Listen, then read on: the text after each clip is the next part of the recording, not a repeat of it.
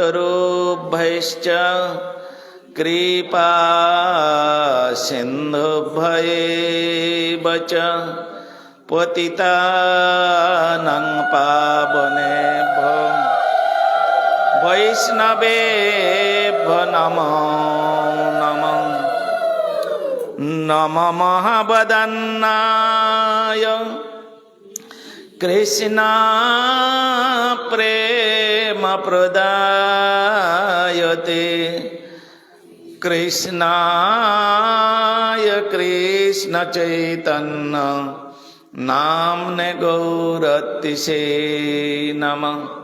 हे कृष्ण करुणा सिन्धु दीनबन्धु जगत्पते गोपेश गोपिका कान्त राधा कान्त नमस्तुते। तप्त काञ्चन गौराङ्गे राधे वृन्दावनेश्वरी वृषभानुसुते देवी प्रणमामि हरे प्रिये। वृन्दायै तुलसी देव्यै प्रियायै केशवस्य च कृष्ण भक्तिपदे देवी सत्यवत्यै नमो नमः। श्री कृष्ण चैतन्य प्रभु नित्यानंद श्री अद्वैत गदाधर श्रीवासादि गौर भक्त वृंद। हरे कृष्ण कृष्ण कृष्ण हरे हरे हरे राम राम राम हरे हरे। सकल बोलन हरे कृष्ण कृष्ण कृष्ण हरे हरे हरे राम राम राम हरे हरे। सर्वाग्रे अस्मदीय गुरुपाद पद्म जगद्गुरु नित्यलीला प्रविष्टं विष्णुपाद अष्टोत्तरशत श्री श्रीमद् भक्ति वेदांत श्री श्रील वामन गोस्वामी गुरु महाराजेर श्रीचरण कमले दासधमेर अनंत कोटि भक्तिपूर्ण साष्टांग दंडवत प्रणति ज्ञापन करे ताहार हयतुकी कृपा आशीर्वाद प्रार्थना करी तिनी आमार प्रति प्रसन्न हन। अतःपर अस्मदीय शिक्षा गुरु जगद्गुरु नित्यलीला प्रविष्टं विष्णुपाद अष्टोत्तरशत श्री श्रीमद् भक्ति वेदांत श्री श्रील पर्यटक गोस्वामी महाराजेर श्रीचरण कमले दासदमेर अनंत कोटि भक्तिपूर्ण साष्टांग दंडवत प्रणति ज्ञापन करे ताहार हयतुकी कृपा आशीर्वाद प्रार्थना करी। परम पूजनीय वैष्णव वृंद और उपस्थित श्री श्री हरिकथा श्रवण पिपासु सकल भक्त वृंदे चरणे यथायोग्य प्रणाम जानिए सकलेर आशीर्वाद प्रार्थना करी। सकले आमार प्रति प्रसन्न हन, सकले आमारके आशीर्वाद करुन। যতদিন শরীরে প্রাণ থাকবে ততদিন পর্যন্ত गुरु गौरांग गंधर्विका तथा गुरु वैष्णवेर गुणमहिमा कीर्तन करे आमी आमार मनुष्य जीवन धन्य करते पारी এই आशा এই आकांक्षा এই उद्दीपना निये आजकेर आमी এই বিজয়া एकादशी तिथिते हाकिमपाड़ा स्थित श्री वामन गोस्वामी गौड़िया मठे आपनादेर निकट एसे उपस्थित हयेछि। शास्त्र आलोचना करले आमरा पाई शास्त्र बोलছেন ন ভক্তব্যং ন ভক্তব্যং ন ভক্তব্যং হরের দিনে। আজকের দিনটা হচ্ছে হরের দিন। হরের দিন মানে হরির দিন, তাই নয়? এই জন্য এই তিথিটাকে বলা হয় হরি বাসর তিথি। হ্যাঁ, সেখানে শাস্ত্রে বলছেন ন ভক্তব্যং ন ভক্তব্যং ন ভক্তব্যম, তিনবার বললেন। যেমন আমরা হরের নাম হরের নাম হরের নামই বা কেবলম কলৌ নাস্তেব নাস্তেব নাস্তেব গতিরন্যথা। এই যে তিনবার নাস্তেব নাস্তেব নাস্তেব যে কথাটা বলা হয়েছে, সেইখানে বলছেন যে এখানে বললেন ন ভক্তব্যং ন ভক্তব্যং ন ভক্তব্যং, মানে এই একাদশীর দিনে তোমরা কেউ কিছু আহার করবে না, আহার করতে মানা করেছেন। এখন শাস্ত্র রচিত হয়েছেন সত্য যুগে, দাপর যুগে, ত্রেতা যুগে। হ্যাঁ, তাহলে এখন সেই যুগের মানুষের যে পরিস্থিতি, সেই পরিস্থিতি অনুযায়ী শাস্ত্র লিখেছেন। যেমন হিরণ্যকশিপু তিনি তপস্যা করবেন, 10,000 বছর তপস্যা করছেন, না খেয়ে না ঘুমিয়ে না কিছু। হ্যাঁ, কিছুই হচ্ছে না তাদের। কেন? তদনীন্তনকালের মানুষের আয়ু ছিল 1,00,000 বৎসর, আর অস্থিগত প্রাণ ছিল। এই জন্য ওইখানে যদি বলে ন ভক্তব্যং ন ভক্তব্যং ন ভক্তব্যং হরের দিনে, তাহলে ঠিকই আছে। হ্যাঁ, অস্থিগত প্রাণ। চলে গেল সত্যযুগ, এসে গেল ত্রেতা যুগ। ত্রেতা যুগে হচ্ছে শনিদগত প্রাণ, মানুষের আয়ু ছিল 10,000 বৎসর।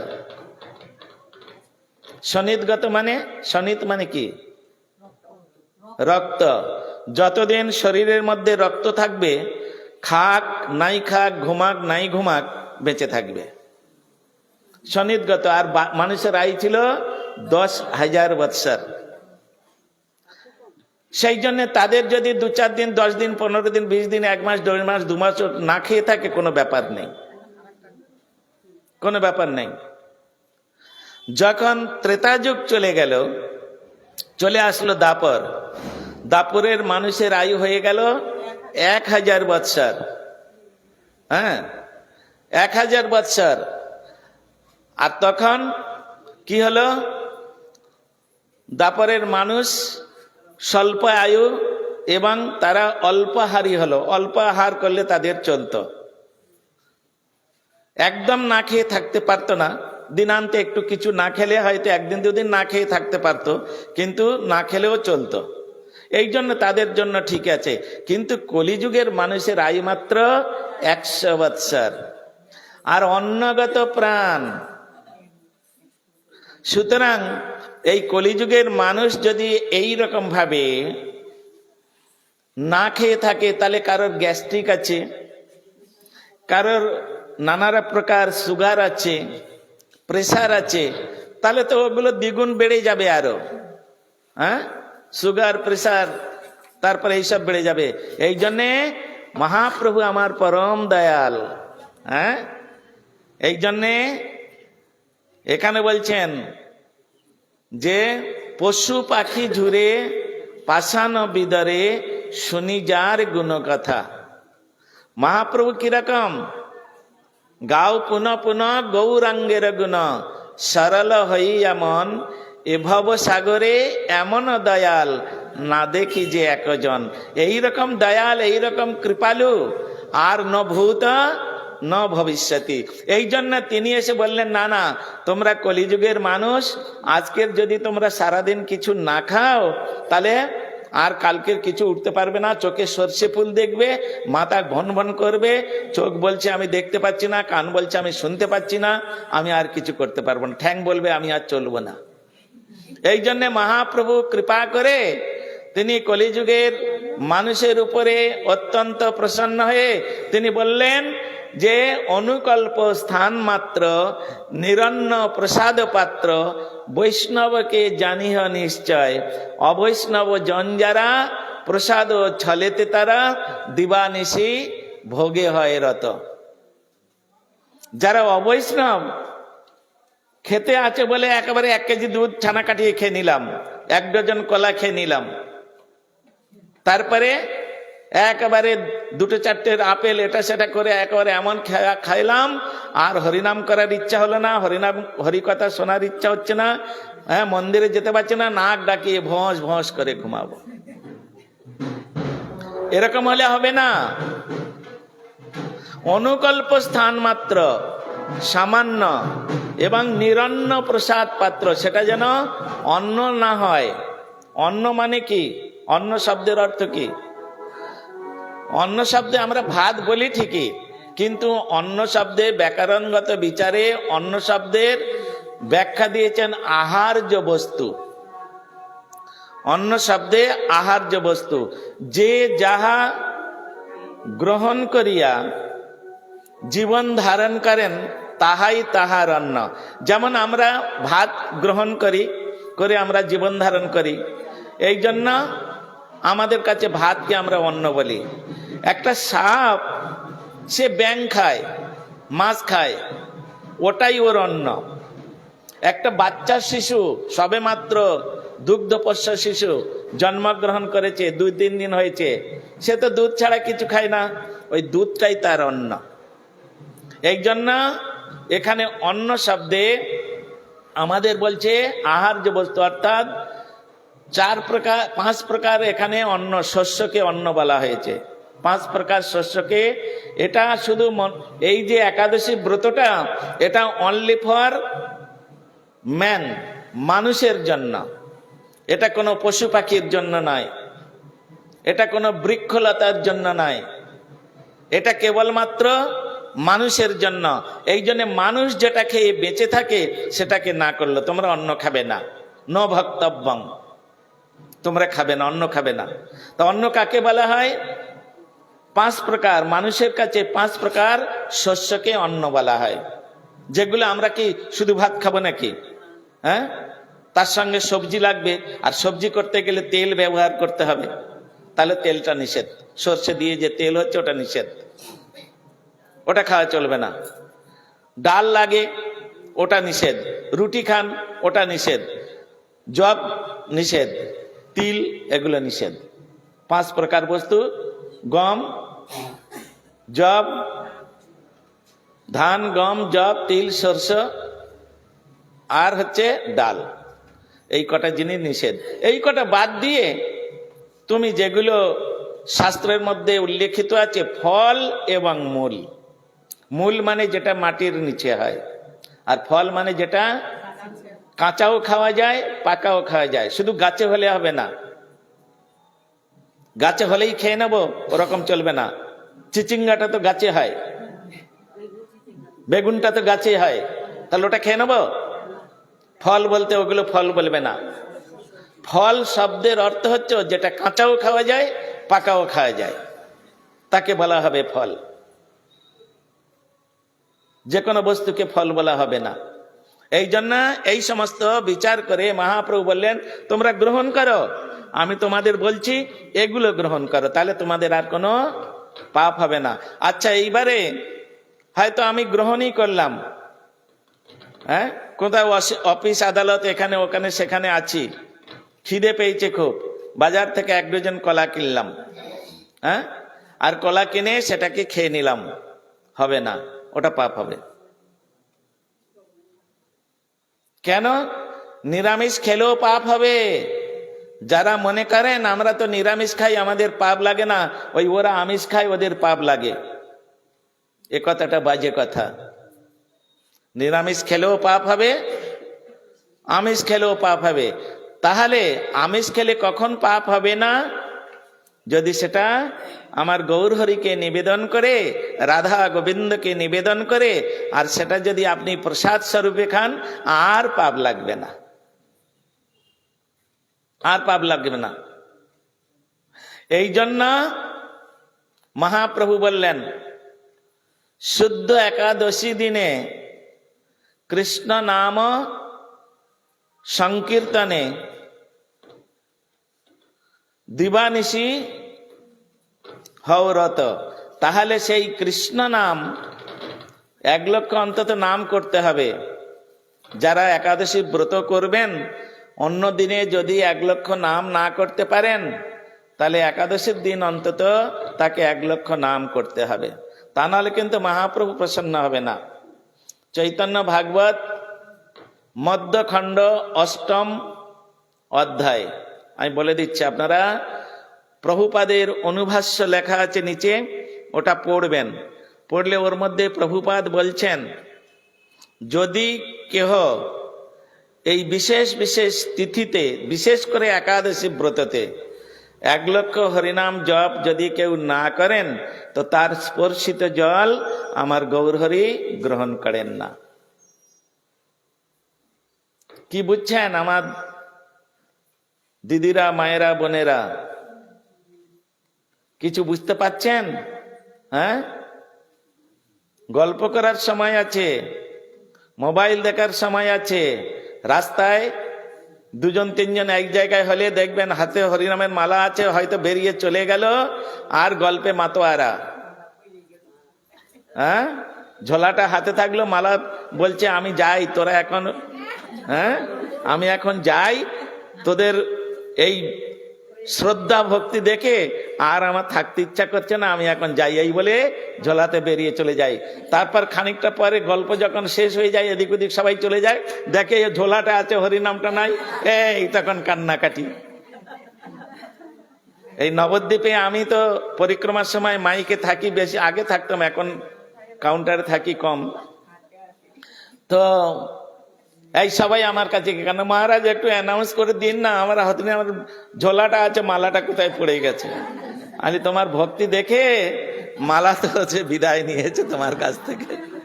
হ্যাঁ, তো এই তো আমাদের হরিনাম, এই হচ্ছে আমাদের হরিনাম। এইভাবে যদি আমরা হরিনাম করি তাহলে কোনোদিন আমরা ভজনে উন্নতি করতে পারবো না মা। হ্যাঁ, এই জন্যে আদরের সহিত হরিনাম করতে হবে। হ্যাঁ, প্রতিদিন যদি আদর করিয়া সে নাম কীর্তন করি, শীতপল যেন নাশে রগমূল ক্রমে সাধু হয়। প্রতিদিন আদর করে করতে হবে। আপনি 25,000 নাম করুন, আপত্তি নাই, কিন্তু ওটা যত্নের সহিত আদরের সহিত করতে হবে। তা না হলে হরিনাম করছি আর ইতর কথা চিন্তা করছি। ইতর মানে হরি গুরু বৈষ্ণব ব্যতীত, তাহাদের কথা ব্যতীত যা কথা সব ইতর কথা। ইতর মানে, ইতর মানে কি? ইতর মানে বাজে কথা। বাজে শব্দটার অর্থ, বাজে কাকে বলবেন? বাজে কথাটা যে কথার দ্বারায় মানুষের অমঙ্গল হয়, জীবের অমঙ্গল হয়, তাকে বলা হয় ইতর কথা। হ্যাঁ, মিথ্যা কথা।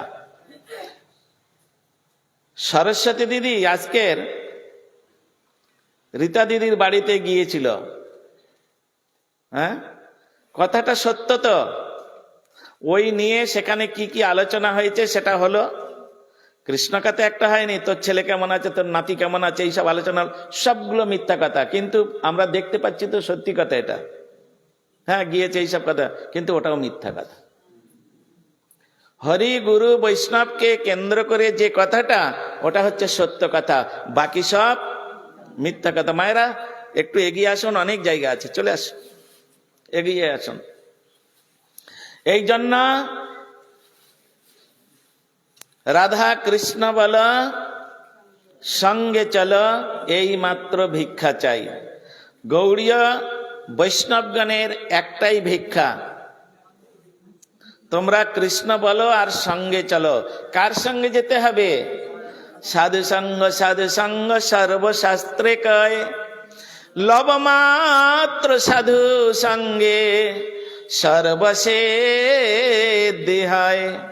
ক্ষণমীয় সজ্জন সঙ্গতিরেকা, ভবতি ভবার নবে তরণে নৌকা। তাহলে সঙ্গ করতে হবে, সাধু সঙ্গ। যেমন তেমন সাধু হলে আবার হবে না বাবা, হ্যাঁ, যেমন তেমন সাধু হলে হবে না, দেখতে হবে কিরকম সাধু সঙ্গ করতে হবে। এই জন্য আজকের দিনে আপনারা কীর্তন করেছে, সকলে কীর্তন করেছেন যারা আমার সঙ্গে কীর্তনে যোগ দিয়েছিলেন, শুদ্ধ ভকত চরণ রেণু। হ্যাঁ, ভকত বলতে পারতো তো, ভকত চরণ রেণু বলতে পারতো, একটা তার সঙ্গে অ্যাডজেক্টিভ লাগানো হলো। যে কোনো ভক্তের চরণে রেণু হলে হবে না। হ্যাঁ, একজন আর ভূতে পেয়েছে, একজন ব্রহ্মচারীর ভূতে ধরেছে, সত্যিকারে ভূতে ধরেছে। যখন তাকে জিজ্ঞাসা করা হচ্ছে, তুই আমাকে কেন ধরেছিস, আমার কেন আকর্ষণ করেছিস, তুই আমার কাছ থেকে কি চাস, হ্যাঁ, আর কি দিলে তুই আমার কাছ থেকে ছেড়ে চলে যাবি? তখন সে বলছে, যদি কোনো শুদ্ধ ভক্তের, এই শুদ্ধ শব্দ ওইখানে ব্যবহার করেছেন, ভূত পর্যন্ত ব্যবহার করছেন, শুদ্ধ ভক্তের যদি চরণামৃত আমাকে দিতে পারিস, আমি ওই শুদ্ধ ভক্তের চরণামৃত পান করে আমি উদ্ধার হয়ে যাবো। বলে কেন? বলে আমি তো অপঘাতে মৃত্যু হয়েছে, আমি তো সুসাইড করেছি, এই জন্য আমি প্রেতজনি প্রাপ্ত হয়েছি, আমার উদ্ধার আর অন্য কিছুতে হবে না। একমাত্র বৈষ্ণবের চরণামৃত আমার একমাত্র উদ্ধারের কারণ।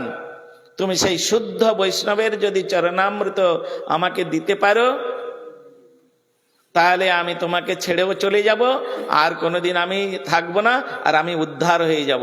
ঘটনাটা কোথায় ঘটছে? একদম শ্রীধাম বৃন্দাবনে, প্র্যাকটিক্যাল ঘটনা। একদম শ্রীধাম বৃন্দাবনে, একদম যমুনার তীরে ঘটনাটা ঘটছে, নিধুবনের পাশে। তদনীন্তন কালে মথুরা মণ্ডলের মধ্যে সর্বশ্রেষ্ঠ একজন বৈষ্ণব তিনি ছিলেন, যাকে যুগাচার্য উপাধি দেয়া হয়েছিল। তো তার চরণামৃত এনে দিলে তিনি বললেন, না, ওতে আমি উদ্ধার হব না। কেন? উনি যুগাচার্য হতে পারেন, সকলের মাথার মণিক মুকুট হতে পারেন, কিন্তু আমি তোমাকে বলেছি আমাকে শুদ্ধ ভক্তের চরণামৃত। তখন প্রশ্ন করা হলো, শুদ্ধ ভক্তকে, কিরকম বৈষ্ণব, তুমি তো নাম বলে দাও। একজনের নাম বললেন, কিন্তু তিনি ওই বৃন্দাবন থেকে 3000 কিলোমিটার দূরে তখন ছিলেন। এটা অসম্ভব। কি করে সম্ভব? বলে কেন সম্ভব নয়? প্রতি বছর দোলের সময় তোমাদের মঠে যে মনোহর বাবাজি আছেন, সব বলে দিচ্ছেন। উনি গিয়েছিলেন, শুদ্ধ ভক্তের চরণামৃত নিয়ে এসে ওনার বোতলে করে খাটের নিচে রেখে দিয়েছে। হ্যাঁ, খাটের নিচে রেখে দিয়েছে, সব জানে ওরা।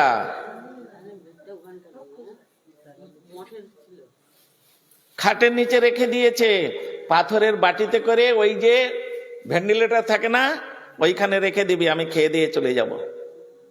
বলে তুই যে চলে যাবি আমি কি করে বুঝবো? বলে কেন?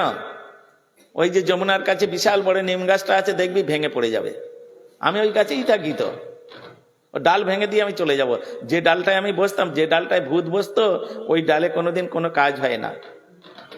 যে গাছে ভূত থাকে না, ওই ডাল যদি কারোর, ওই যদি গাছের ডাল যদি কারোর বাড়িতে বাই চান্স এসে যায়, তার সংসারে একদম অমঙ্গল তো হবে, ভিটাশূন্য হয়ে যাবে। এই জন্য কেন থাকবে না? কেন থাকবে না? চোর থাকতে পারে, ডাকাত থাকতে পারে, ভূত কেন থাকবে না? হ্যাঁ, ভূত, তারা গোবিন্দের নাম শুনে উদ্ধার হয়ে গেল। ভক্তিবিনোদ ঠাকুর কত ভূতকে উদ্ধার করে দিলেন। কান্নাকাটি করছেন, গোকর্ণ ধুন্ধুকারী, এদের গল্প শোনো নেই? তাহলে তো তারা বৃন্দাবনে থাকবে না কেন? তাদের কি হয়েছে? সব জায়গায় থাকবে তারা, তারাও হরি কথা শোনে। তারা ভগবানের কথা শোনে, কিন্তু সহজে তারা উদ্ধার হয় না। এই জন্য শুদ্ধ ভক্তের মুখে যখন হরিকথা শুনবেন তখন উদ্ধার। ভক্তিবিনোদ ঠাকুরের মতো ওই রকম পাওয়ারফুল ব্যক্তি হতে হবে।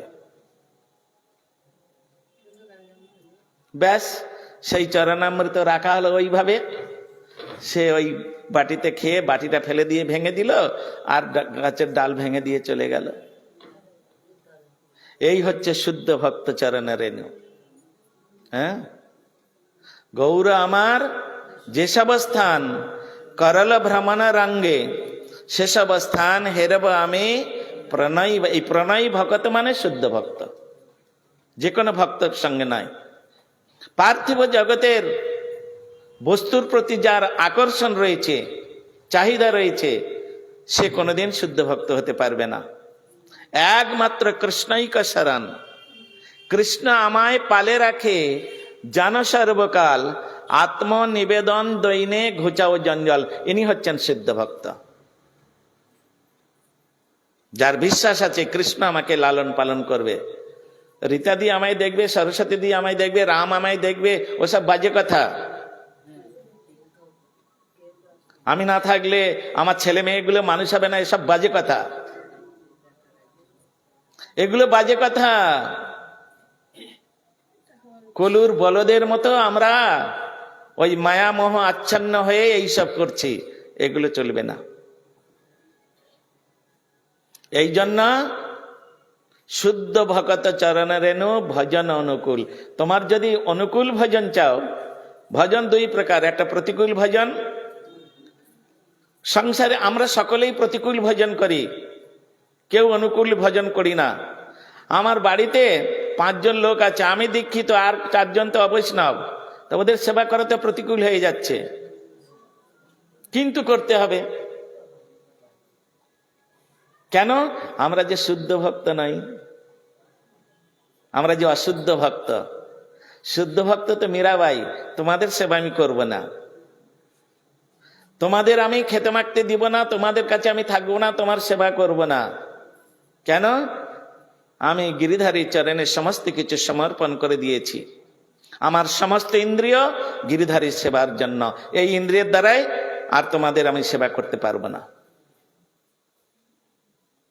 বেরিয়ে গেলেন তিনি ঘর থেকে। কেন? তার বিশ্বাস ছিল কৃষ্ণ আমায় পালে রাখে জান সর্বকাল, এটা তার বিশ্বাস ছিল। আমাদের বিশ্বাস নেই। কখন বিশ্বাস পারবেন আপনি? একটা পায়ে আলতা পরে আরেকটা পায়ে আলতা পরেননি, একটা চোখে কাজল পরে আরেকটা চোখে কাজল পরেনি, রাস্তায় বেরোতে পারবেন না। কেন বলো? সম্মান। হ্যাঁ, এইগুলো হচ্ছে মায়া, এগুলো হচ্ছে আপনার কোনোদিন হবে না। শুদ্ধ ভক্তের ওই সমস্ত কোনো ইয়ে নেই, দিক বিদিক কোনো কিনে। হ্যাঁ, দেহ স্মৃতি নাহি যার, সংসার কূপ কাহা তার। যার দেহ স্মৃতি নাই, বৃন্দাবনে ভগবান কৃষ্ণচন্দ্র তিনি বংশীপাটে গিয়ে তিনি বংশীধ্বনি করেছেন। আর এই বংশীধ্বনি সমস্ত গোপীদের জন্য, অনলি ফর গোপীজ, গোপীদের জন্য। যখন তিনি বংশীধ্বনি করলেন, ওই বংশীধ্বনি যার যার কর্ণে প্রবেশ করলো। কেউ হয়তো কোন সন্তানকে স্তনদুগ্ধ পান করাচ্ছিলেন, কেউ হয়তো স্বামীকে সবেমাত্র খেতে দিচ্ছেন, হ্যাঁ, কেউ একটা চোখে কাগজল পরেছেন, একটা চোখে এখনো পরেননি, কেউ একটা পায়ে আলতা পরেছেন, কেউ হয়তো অর্ধ বস্ত্র পরেছেন, অর্ধ বস্ত্র পরেননি। এমতো অবস্থায় যে মতো অবস্থায় ছিল চলে গেছে। কেন? তাদের লোকলজ্জা ছিল না। লোকে কি বলবে? এরা আজকের ভালো বলবে, কালকের খারাপ বলবে। হ্যাঁ, আজকের একটু রীতাদির জন্য কিছু করে, রীতাজি বলবে শ্রৌতি মহারাজ খুব ভালো লোক গো। হ্যাঁ, কালকের এমন একটা হয়তো খারাপ কাজ করে ফেললাম, ওই রীতাদি আমাকে গালাগালি দিবে। সুতরাং এরা আমাদের কি সাধু নির্ণয় করবেন, ভক্ত নির্ণয় করবেন? এই জন্য কৃষ্ণ নিজেই বলেছেন অর্জুনকে, অর্জুন তুমি ভক্ত টক্ত চিনতে পারবে না, নির্ণয় করতে পারবে না, সাধু নির্ণয় করতে পারবে না, আমি করে দিচ্ছি সাধু নির্ণয়। কেন? আমি ত্রিকাল সত্য, ত্রিকাল সত্য, সত্যবাক। আমি যেটা বলবো সেটা পারফেক্ট, আমি বলে দিচ্ছি। বলে দেন ওই বলে দিলেন, অপিচেত সুদুরাচার ভজতে মাম অনন্য ভাগ সাধুরেব সমন্তব্য সম্যক ব্যবসিত। তুমি তাকে সাধু বলে জানবে, আমি বলে দিলাম। বলে বারে, একজন সুদুরাচারী, দুরাচারী হলে হতো, তার পিছনে আবার একটা অ্যাডজেক্টিভ লাগিয়ে দিয়েছেন, সুদুরাচারী, তাকে আমি সাধু বলে মেনে নেবো? বলে হ্যাঁ, তাকে সাধু বলে মানতে হবে। বলে কেন? তার মনটা 24 আওয়ার্স আমার চরণে সমর্পিত। তা যার মনটা 24 আওয়ার্স আমার চরণে সমর্পিত, সে অন্য আচরণ করবে কি করে? হ্যাঁ, সে বাজে কাজ করবে কি করে? খারাপ কাজ, নোংরা কাজ করবে কি করে? বলে তাহলে কি হবে? তখন বললেন, ক্ষিপ্রাং ভবতি ধর্মাত্মা শাস্ত্রং নিগচ্ছতি কন্তেয় প্রতিজানিহি নমে ভক্ত প্রণেশ্বতি। তার বিনাশ হবে না। কেন? আমার সুদর্শন চক্রের দ্বারাই আমি তার সর্বদাই সংরক্ষণ করবো। তার প্রমাণ অম্বরীশ মহারাজ। হ্যাঁ, দুর্বাসার অভিশাপ যাকে স্পর্শই করতে পারলো না, ব্রহ্মসাপ যাকে স্পর্শই করতে পারলো না, কেন? সুদর্শন চক্রের দ্বারায় তিনি সব সময় সংরক্ষিত। কেন? তার 24 আওয়ার্স তার মন গোবিন্দের পাদ পদ্মে সমর্পিত। সে গোবিন্দ ছাড়া কিছু চিন্তা করত না। সবই মন কৃষ্ণ পদার বিন্দয় বাচাংসি বৈকুণ্ঠ গুণার্ণ বর্ণনে করৌ হরির মন্দির মার্জনাদিষু শ্রুতিঞ্চ করাচ্যুত সৎকথাদ্বয়। কথাগুলো তো রয়েছে ভাগবতের মধ্যে, শাস্ত্রের মধ্যে রয়েছেন। এই জন্য যে কোনো বৈষ্ণবের সঙ্গে তীর্থে গেলে হবে না, প্রণয় ভকত সঙ্গে। হ্যাঁ, কি সুন্দর ভাবে আমাদের শ্রীল ভক্তিবিনোদ ঠাকুর, আমরা যাতে পদস্খলিত না হই, অন্য রাস্তায় না চলি, তার জন্য সুন্দর একদম গাইড করে গেছেন। তোমরা এটাকে ফলো করো, তোমাদের মঙ্গল হবে, তোমাদের কল্যাণ হবে। তোমরা যদি এটাকে ফলো না করো, তাহলে তোমার অকল্যাণ। তুমি কাঁটার মধ্যে হাঁটছো, কাঁটা তোমার পায়ে ফুটবেই, এটা জেনে রেখো। সংসারটা হচ্ছে কণ্টকাকীর্ণ স্থান। কোটি কোটি কাঁটার দ্বারাই এই সংসারটা তৈরি করা হয়েছে। হ্যাঁ, তুমি যদি ঠিক মতো পা ফেলতে না পারো, তাহলে কাঁটা তোমার পায়ে ফুটবেই, যন্ত্রণা তোমাকে ভোগ করতেই হবে। আর তুমি যদি ঠিক ঠিক ভেবে চিনতে পা ফেলো, তাহলে কাঁটাও ফুটবে না, আর তুমি অনায়াসে সংসার উত্তীর্ণ হয়ে যাবে, কোনো চিন্তা নেই। আজকের হচ্ছে সেই হরের দিন, নো ভক্তব্য আমরা শুরু করেছিলাম। নো ভক্তব্যং নো ভক্তব্যং নো ভক্তব্যং হরের দিনে। আজকের হচ্ছে হরের দিন, মানে কি গো মায়েরা? হরিবাসর তিথি। হরিবাসর তিথি, এই হরিবাসর তিথির নাম হচ্ছে বিজয়া একাদশী তিথি। বিজয়া, এর আগেরটা গিয়েছে জয়া একাদশী। জয়া আর বিজয়া, এই জয়া একাদশীর অপর নাম হচ্ছে ভৈমী একাদশী। হ্যাঁ, জয়া একাদশীর অপর নাম হচ্ছে ভৈমী একাদশী। যে একাদশী পালন করলে মানুষ সব কিছুতে জয় করতে পারেন।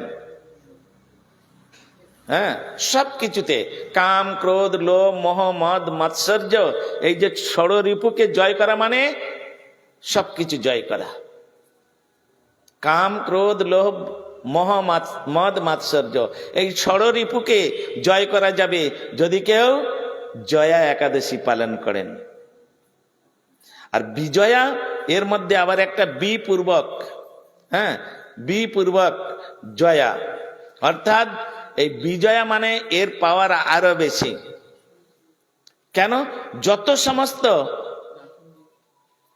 মানে অকরণীয়, যেটা করা সম্ভব নয়, অসম্ভব, সেই অসম্ভবকে সম্ভব করা যাবে এই বিজয়া একাদশী করলে। সেটা কে করেছিলেন? ত্রেতা যুগে স্বয়ং ভগবান শ্রী রামচন্দ্র তিনি করে দেখিয়েছেন। হ্যাঁ, দেখুন, স্বয়ং ভগবান রামচন্দ্র তিনিও বিপদে পড়েছেন। সেই বিপদ থেকে তিনি উদ্ধার হবার জন্য, তিনি বিপদ মুক্ত হওয়ার জন্য তিনি বৈষ্ণবের কাছে গিয়েছেন। হ্যাঁ, বৈষ্ণবের কাছে গিয়েছেন, ঋষির কাছে গিয়েছেন, প্রার্থনা করছেন। আপনি আমায় উপদেশ করুন, কি এমন কর্ম করলে এই উত্তাল সমুদ্র আমি এটার উপরে এপার থেকে ওপার যাবার ব্যবস্থা নিতে পারবো। তখন তিনি বললেন, তুমি যদি এপার থেকে ওপারে যেতে চাও, শ্রীলঙ্কায় যেতে চাও, তাহলে তোমাকে একটা ব্রত করতে হবে। বলুন আপনি, তোমাকে এই, যদিও এখন কি মাস চলছে, ফাল্গুন মাস তো, হ্যাঁ, তাহলে ফাল্গুন মাসের এটা হচ্ছে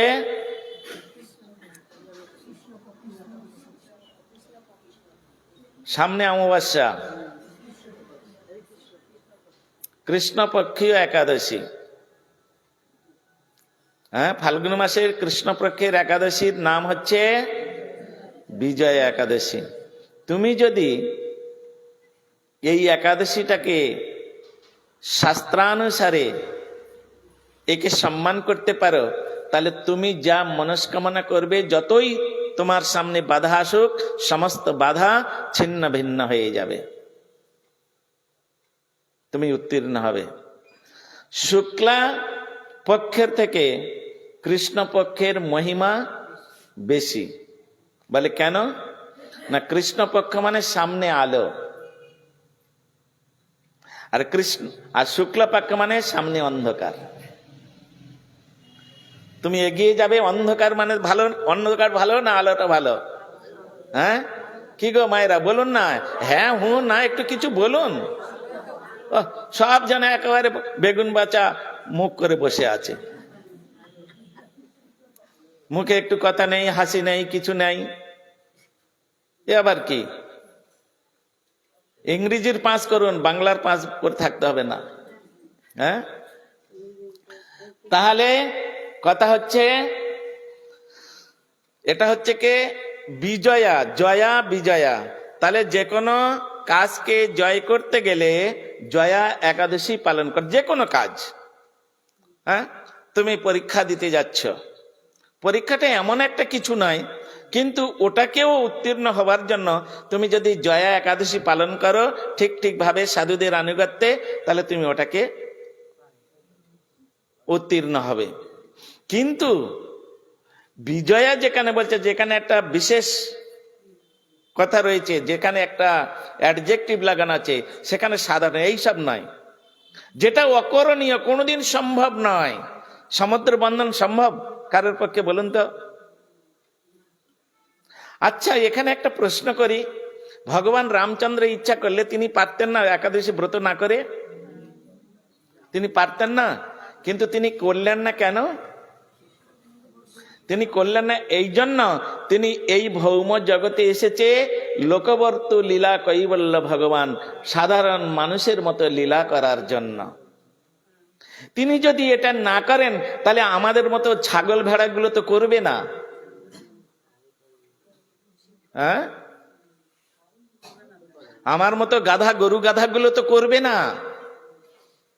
এই জন্য আপনি আচরি ধর্ম জীবের শিখায়, আপনি না কইলে ধর্ম শিখানো না যায়। ভগবান নিজের জীবনে আচরণ করে দেখো, আমি স্বয়ং ভগবান সর্বশক্তিমান হয়েও আমি একাদশী ব্রত করছি, তুমি কোন লাট বাহাদুর করবে না?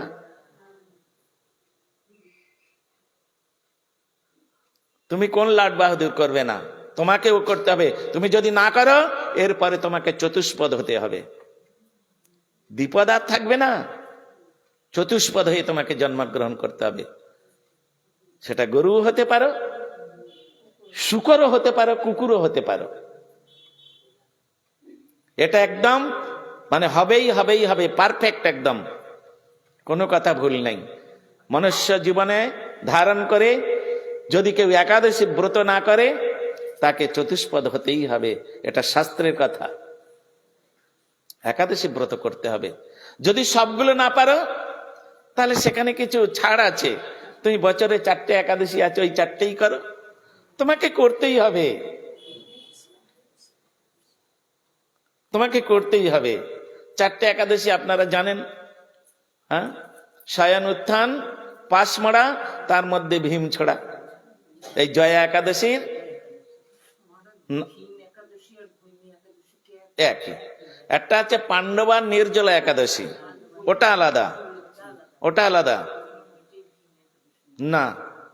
পাণ্ডবা নির্জলা একাদশী, ওটা পাণ্ডবগণ সবাই মিলে নির্জলা একাদশী ব্রত করেছিলেন, সবাই মিলে।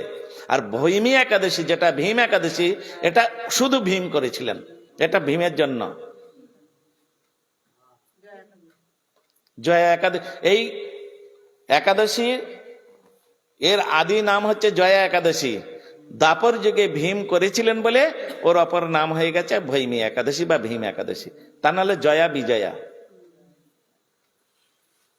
আর তখন সেই ঋষির আজ্ঞা অনুসারে ভগবান শ্রী রামচন্দ্র তিনি অত্যন্ত সুন্দরভাবে তিনি এই বিজয় একাদশী ব্রত পালন করলেন।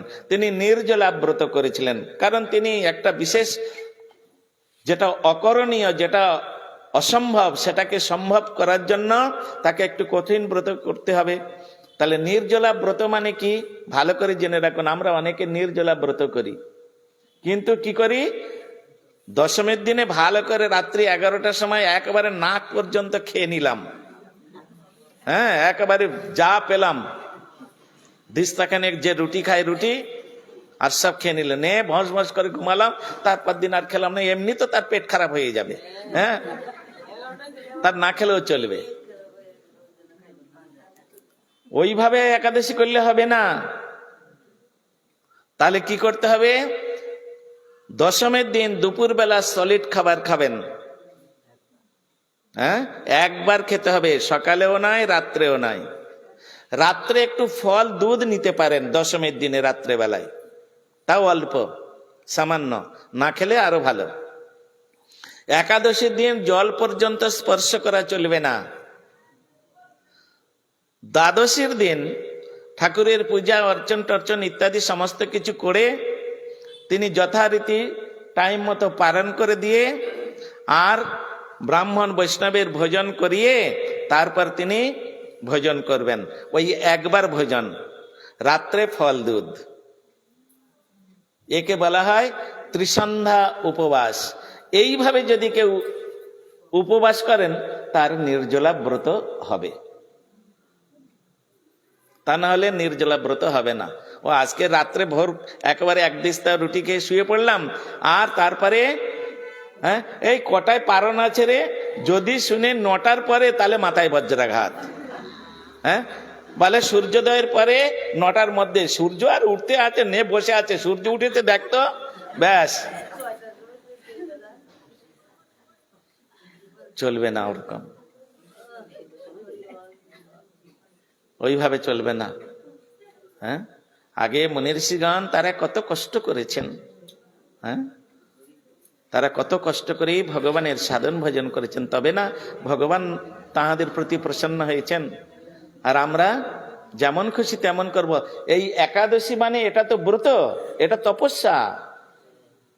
গৌর পূর্ণিমা এই সামনে আসছে, এটা তপস্যা।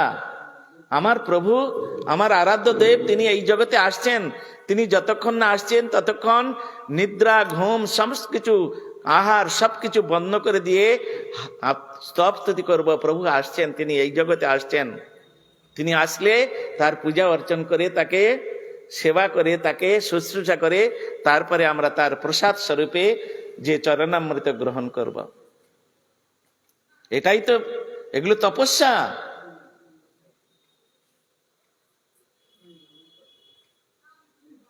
শুক্ল বস্ত্র পরিধান, শুক্ল সমাবেশ, তপস্যা করিতে করিতে তব পাকিয়াছে কেশ। এটা হচ্ছে কলিযুগের তপস্যা। অন্যান্য যুগে সমস্ত মুনি ঋষিগণ তারা দিনের পর দিন, রাতের পর রাত, সপ্তাহ, মাসের পর মাস তারা না খেয়ে না দিয়ে এক দৃষ্টিতে ভগবানের তপস্যা করতেন। কেউ নদীর তীরে, কেউ গাছের তলায়, কেউ এখানে ওখানে সেখানে বসে তপস্যা করতেন। সারা দিন মনটা গোবিন্দের পাদ পদ্মে রেখে দিয়ে তারা গোবিন্দকে ডাকতেন।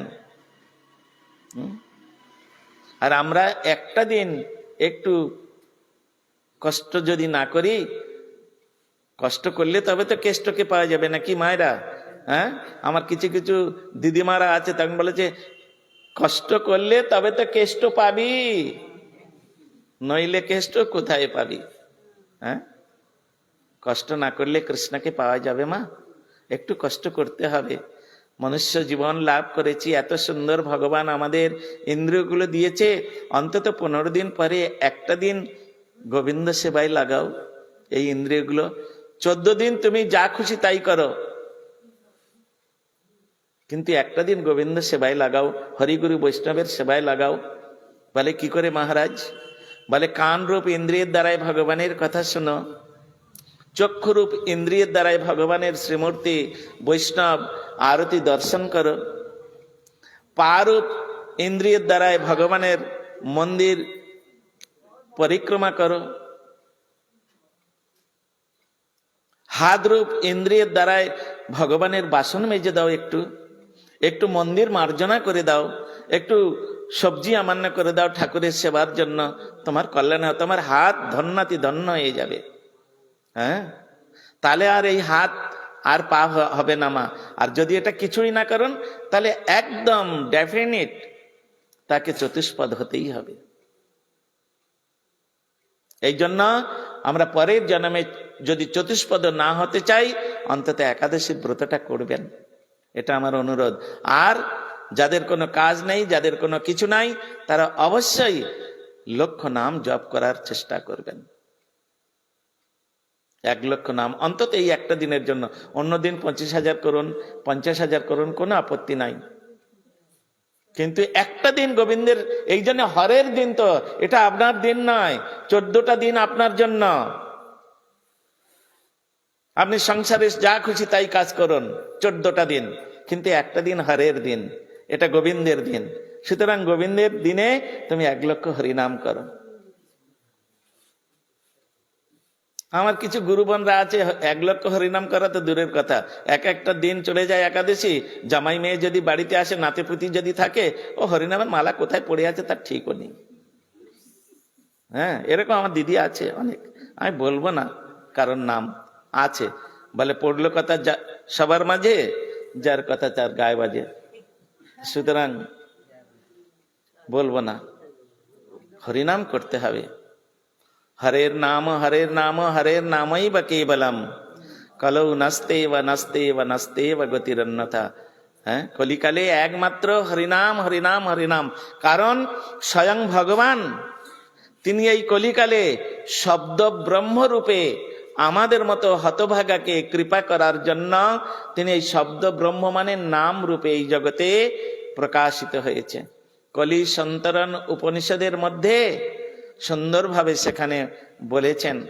সুতরাং তোমরা যাই করো না কেন, হ্যাঁ, সেখানে তোমরা বিয়ে করতে যাচ্ছ, অন্নপ্রাশন করছো, পিতৃমাতৃ শ্রাদ্ধ করছো, যে কোনো শুভানুষ্ঠান করছো, আদি অন্তে তুমি যদি হরিনাম না করো, ওর যাবতীয় ফল সব রাক্ষসে গ্রহণ করে নেবে, অসুরে গ্রহণ করে নেবে।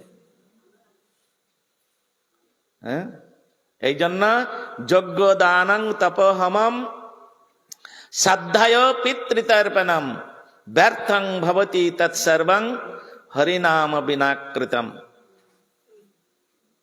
সুতরাং সেটা আমাদের বুঝতে হবে। তা ভগবান শ্রী রামচন্দ্র তিনি কি করলেন?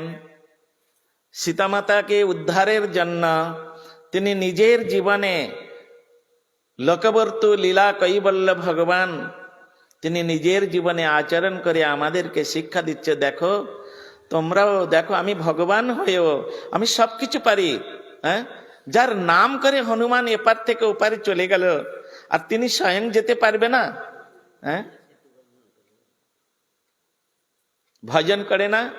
ভজন কীর্তনের মধ্যে আছে, হরি সে বড়া হরি কা নাম, প্রভু সে বড়া প্রভু কা নাম, अंत में निकले ये परिणाम,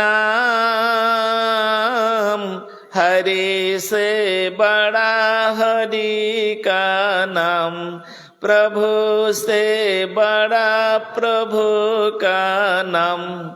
जे सागर को लंघ सके ना बिना हे पुल के राम, कूद गए हनुमान उसी को लेके है राम का नाम, हरि से बड़ा हरि का नाम, प्रभु से बड़ा प्रभु का नाम।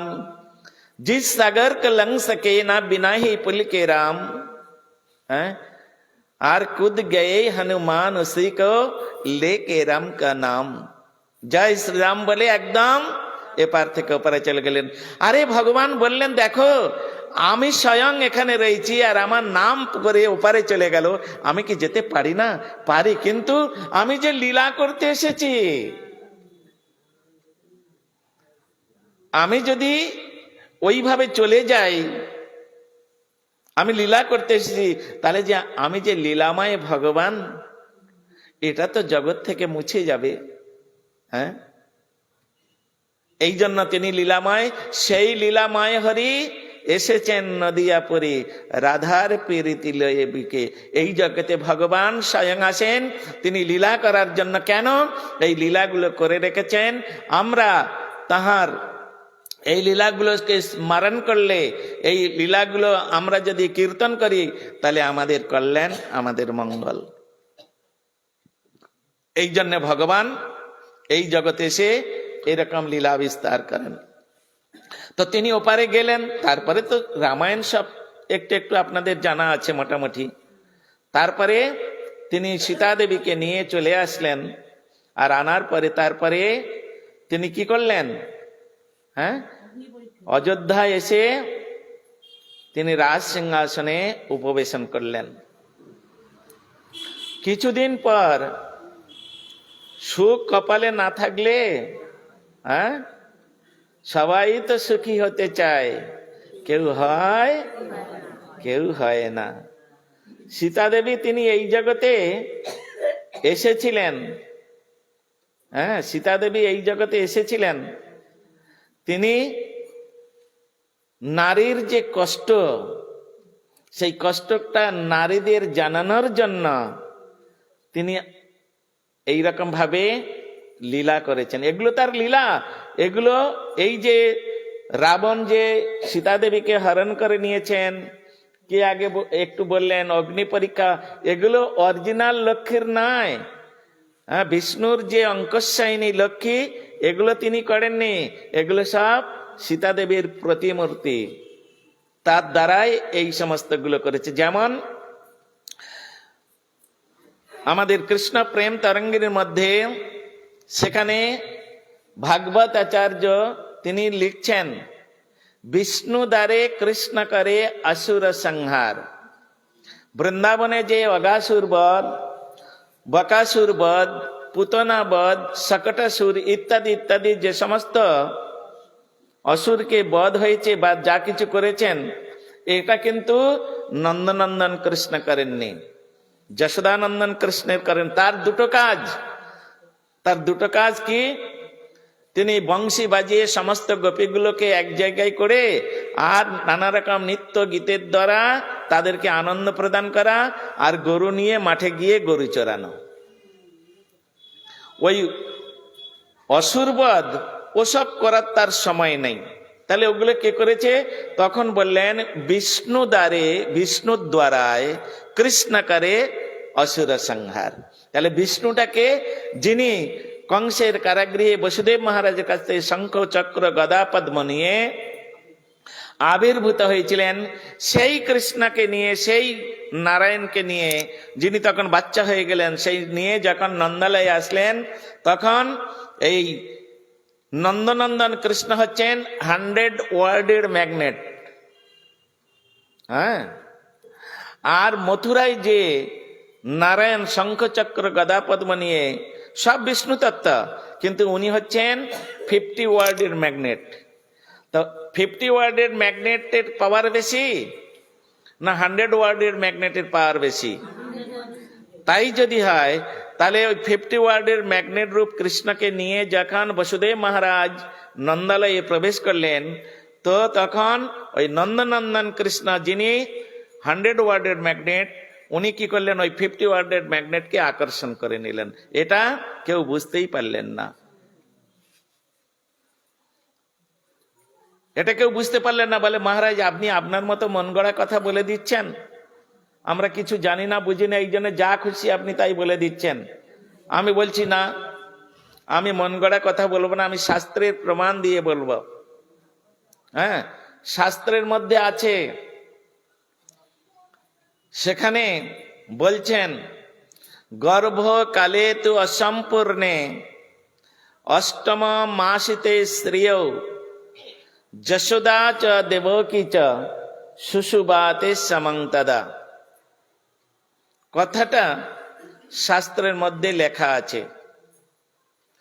একই সময় একই রোহিণী নক্ষত্রে অভিজিৎ মুহূর্তে অষ্টমী তিথিতে কৃষ্ণপক্ষে অষ্টমী তিথিতে রোহিণী নক্ষত্রে অভিজিৎ মুহূর্তে ওখানে কংসের কারাগৃহে ভগবান তিনি শঙ্খ চক্র গদা পদ্মরূপে তিনি পূর্ণ তররূপে সেখানে জন্মগ্রহণ করলেন, আবির্ভূত হলেন। নট জন্মগ্রহণ, সেখানে আবির্ভূত হয়েছে শঙ্খ চক্র গদা পদ্ম নিয়ে। ঠিক একই সময় গোকুলে নন্দালয়ে স্বয়ং ভগবান যিনি 100 ওয়ার্ডের ম্যাগনেট, যিনি পূর্ণতম, তিনি যশোমতী মায়ের কাছে সেখানে জন্মগ্রহণ করেছেন। এই জন্য সেখানে বলছেন গর্ভকালে তু অসম্পূর্ণে, একটা পূর্ণ পুত্র তার সুন্দর পূর্ণ অবয়ব তৈরি হয়, 10 মাস না গেলে অবয়ব তৈরি হয় না। এমনি কথাই আছে 10 মাস 10 দিন গর্ভে থাকেন, তাই তো? কিন্তু এখানে অষ্টম মাসিতে স্ত্রীয় 8 মাস 10 মাস হয়নি। দেবকী চ যশোদা চ শুশুবাতে সমন্তদা, একই সময়ের দুজনের কাছে একজন জন্মগ্রহণ করছেন, একজন আবির্ভূত হচ্ছেন। এই সমস্ত কথাগুলো সব বলা আছে, হরিবংশের মধ্যে বর্ণনা করেছেন। হরিবংশ নাম শুনেছেন?